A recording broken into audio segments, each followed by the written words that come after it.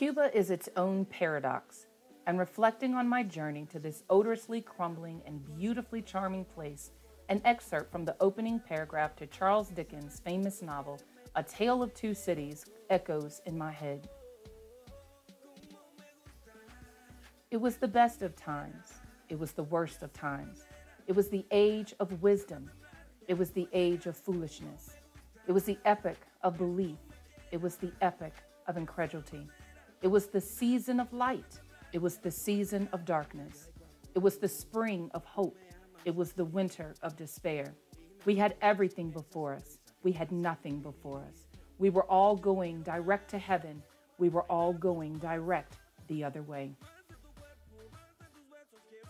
A focus on sustainability came when we met with entrepreneurs, farmers, and ecotourism workers who all spoke of problems Cuba has with the retention of young people in important rural settings who, after being educated, the ambitious and bright youth migrate to other countries or to Havana to make a better living.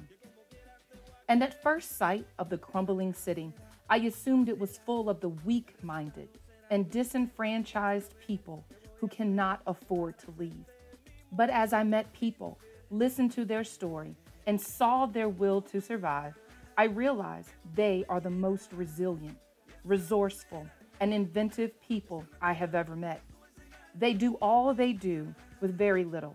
They are incredible problem solvers and critical thinkers. They build, maintain, and produce with little technology and resources. They love their country and don't want to leave, and don't want to have to leave just to make life better for themselves.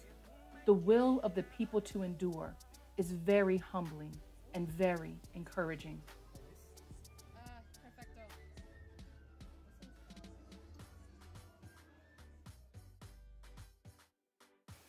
Sustainability is most effective when the government supports those efforts.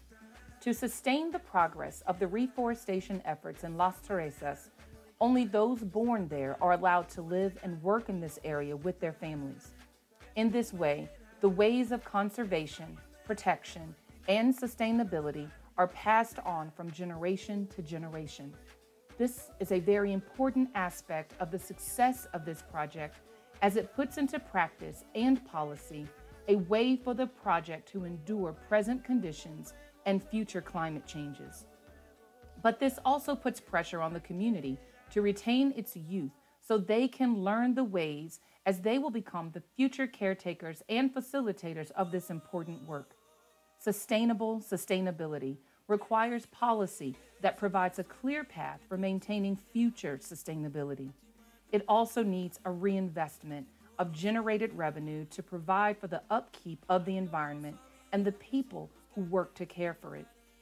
By reinvesting 16% of the revenue generated from its ecotourism, the needs of the project and the people who are dedicated to working with it are fulfilled, thereby creating trust and mutual respect between government and citizen.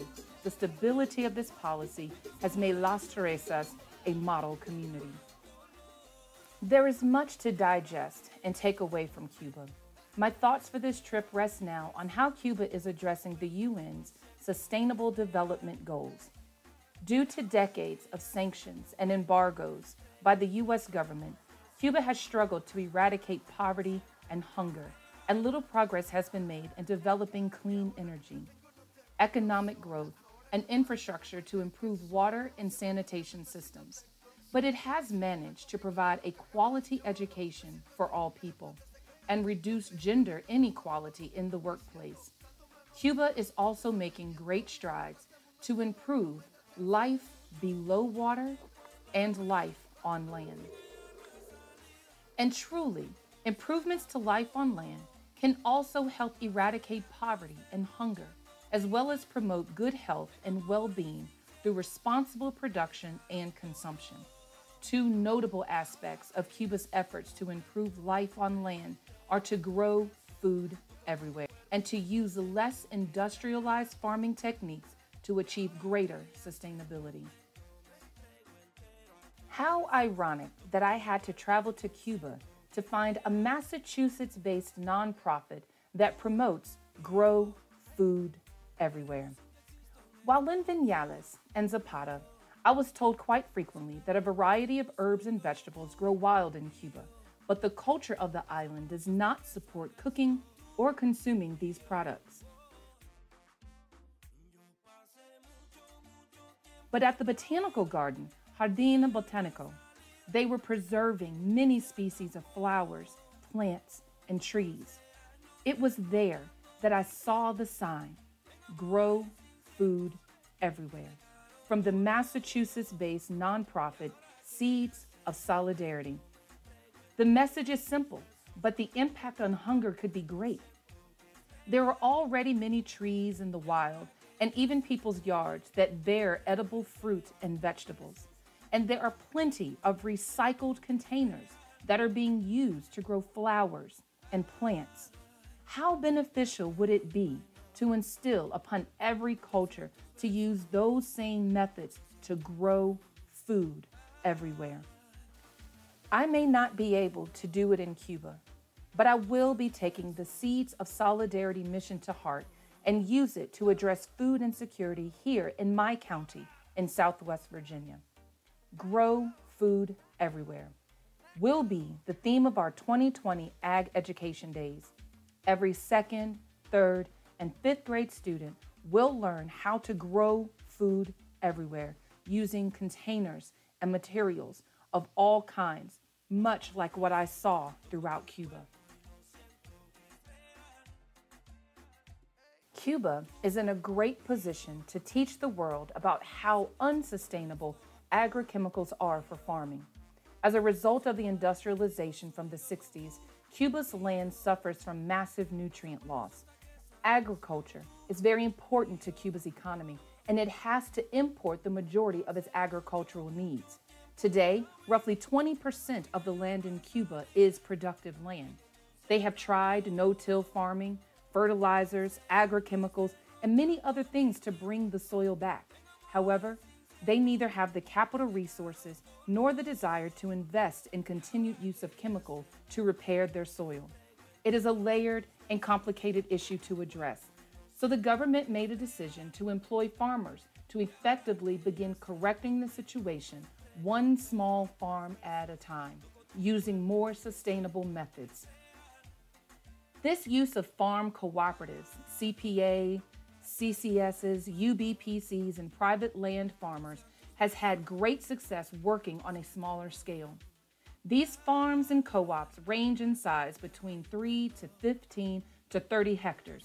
However, it is a slow process as the cooperatives don't have organized ways of communicating best growing procedures and practices. While research knowledge is available and presents good results, that information is not being distributed to the people who need it. However, much success is being attributed to the use of animal labor as they are more affordable and don't compact the soil. Plus, the manure they leave behind adds to the current composting and manure fertilizing being used to replenish nutrient-starved soil. In spite of organic crop production, cancer, heart disease, and diabetes are still the #1 killers on the island due to heavy consumption of meat and potatoes. I understand that the culture of consumption counteracts best farming practices. My role as a cooperative extension agent in Virginia is to educate and share what I have learned about Cuba's farming methods and struggles. Perhaps the idea of farm co-ops could stave off the disappearance of the American family farm and encourage the youth to grow organic and eat healthier. Cuba was a great experience. I understand much more in depth about the importance of water and sewer infrastructure. Breathing in the noxious fumes of widespread diesel vehicles, I appreciate so much more emissions and air pollution regulations. And after trekking through the forest as adventure tourists with the Aspire project and almost snorkeling in Zapata, I understand the importance of risk management, safety plans, and conservation infrastructure for tourists. For my next venture to Cuba, I want to know more about their aquaculture. I also think it would be beneficial to study the saltwater and freshwater ecosystems more in depth and how these systems affect human lives and wildlife on the island in the West as well as the East. I want to visit the East and learn about the effectiveness of their rainwater harvesting and how they are managing their water deficiency. However, I felt cheated that we stayed in a developing ecotourism fishing village in Zapata, but did very little to explore how this village was changing to support the rise in ecotourism.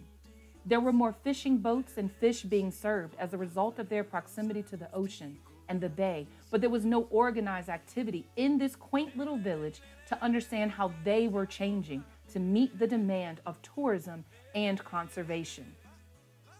The Cuba IFE was an invaluable experience.